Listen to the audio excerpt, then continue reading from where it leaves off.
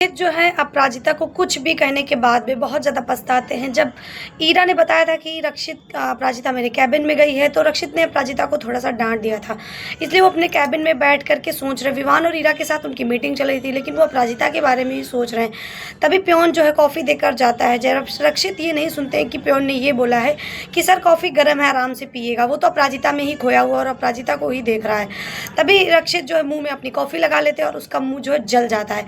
अपराजिता अपने घर जाने वाली होती है, लेकिन जैसे ही रक्षित की चीख सुनती है, वो दौड़ के किचन में जाती है ऑफिस के और रक्षित के लिए ठंडा दूध जो है देने के लिए करती है। रक्षित वहाँ से उठ के किचन में पानी पीने के लिए जाते हैं, लेकिन अपराजिता के हाथ से दूध नहीं ले रहे हैं। वो कह रहे हैं कि जिस चीज़ को तुम छूओगी या जो चीज़ तुम्हें पसंद है वो चीज़ मैं कभी नहीं पीऊँगा।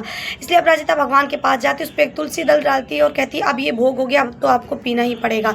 आपको याद है सत्यनारायण की कथा में राजा ने प्रसाद नहीं पिया था तो उनके साथ कितना बुरा हुआ था, इसलिए आपको ये प्रसाद पीना ही पड़ेगा। रक्षित को मजबूरी में वो प्रसाद पीना पड़ता है। इधर दिखा रहे हैं कि रक्षित की जो माँ होती है सुधा जी, वो रक्षित के लिए बहुत ज़्यादा परेशान होती है। उनके घर में पंडित जी आते हैं, वो पंडित जी को दक्षिणा देती है और कहती है पंडित जी मंदिर के लिए रख लीजिए। पंडित जी जैसे ही विराजते पंडित जी का फ़ोन बजने लगता है। पंडित जी फ़ोन पे बात करने लगते हैं कि आप परेशान मत होइए, मैं आपकी बेटी के लिए अच्छा वर ढूंढ दूंगा। तभी सुधा जी कहती हैं पंडित जी क्या हुआ? तभी कहती हैं एक यजमान है जो अपने बेटी के इस रिश्ते के लिए बहुत ज़्यादा परेशान है, सुबह से 5 बार कॉल कर चुकी हैं। तभी जो है सुधा जी कहती हैं कि हाँ, माँ की चिंता ही ऐसी होती है जो बेटी के लिए बहुत ज़्यादा परेशान होती है, मैं भी परेशान हूँ। उधर अपराजिता ऑफिस से बाहर निकलती है और वो रक्षित के बारे में ही सोच रही है। तभी एक स्कूटी से 2 कपल्स जा रहे होते हैं। उसको याद आ जाता है कि एक बार वो रक्षित के साथ भी ऐसे बैठकर जा रही थी।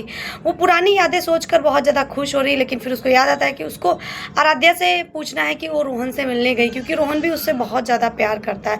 उधर दिखा रहे पंडित जी जैसे ही सुधा जी से बात करते हैं, रक्षित भी पीछे से पहुँच जाते हैं और रक्षित कहते हैं कि क्यों नहीं मिलेगा, चाहे लड़की मोटी हो, चाहे काली हो, चाहे सांवली हो, हर लड़की अच्छी होती है और किसी को बुरा कहने का हक नहीं है।